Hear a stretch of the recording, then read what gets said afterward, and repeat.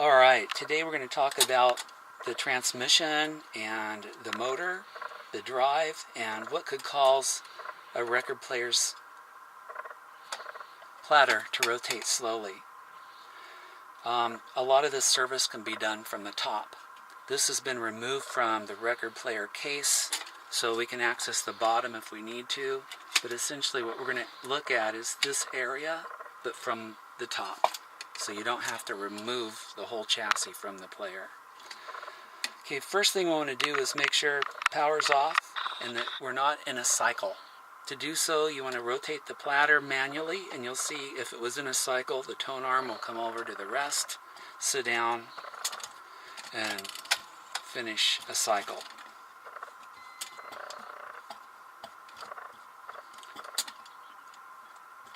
Right there, cycle's ended. We're going to manually pick it up and set it on the rest, lock it down. Okay, we're going to remove the platter. To do so, you take off the little C-clip, which is right here, and we just want to pry it off. Careful not to damage your platter mat. I'm going to put that little C-clip in a place where we won't lose it, and then just gently lift the platter up and off the spindle. Check the bottom to make sure that the washer that's down in this hole didn't stick to the bottom of this, so when you lay it aside it doesn't fall on the floor. Make sure that the bearing stayed on the spindle. Okay, here's our motor and idler wheel. This is the motor's drive shaft and the step speed. It's controlled by this speed selector switch knob. Right now it's on 78, but when we rotate the knob, you can see all it does is move the motor up and down. I'm going to turn it sideways so you can see the motor. It's just going up and down. The idler wheel is staying right in the same place. So what we're doing is moving the steps at a different position on the idler wheel. I'll do it one more time. This would push on that step. We rotate it again, and now it's pushing on that step, and finally the top step. And that's what would make it rotate at a different speed. This is the actual surface right here, this little wheel, that touches the inside rim of your platter. And that's what drives the platter to spin.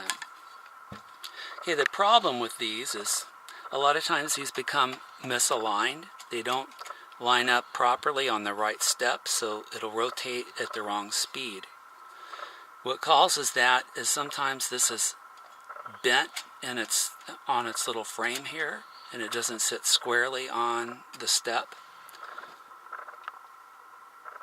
Here's a picture of what we're talking about. This is the motor and the little steps on your different speeds, and this is how the idler wheel bottom rubber makes contact with the step, and then how the top part of the idler wheel makes contact with the inside rim of the platter. So the problem with this one, we've got a spring, a tension spring that is supposed to pull the idler wheel against the motor's rotor and against the edge of the platter. And you can see the spring is stretched out. It's not effective. It's not pulling this as tight as it should against those two surfaces. So the spring needs to be adjusted or replaced. As you can see, there are no adjustment screws. There's nothing to turn or twist or rotate to manually adjust this. All we need to do is get some tension on the spring or replace the spring with a new spring with tension on it. The spring should look similar to this when it's intact and undamaged. So if your spring's damaged, I'd suggest you get a new spring. To put things back together after you replace the spring, you can see how it goes into this little hole right here and a little hole here. That's where the spring would be located. After you've replaced the spring, to replace the platter, you want to lift up on this top part of the spindle with your finger. You need to hold it up. Place the platter over the spindle and hold that up. See how it's held up, and that will allow the platter to slide down the spindle and into place. A lot of times it'll be touching the idler wheel here on the side, We want to make sure the idler wheel is tucked in and not touching that. There we go. It's back together. Put your C-clip on and you should be back in business.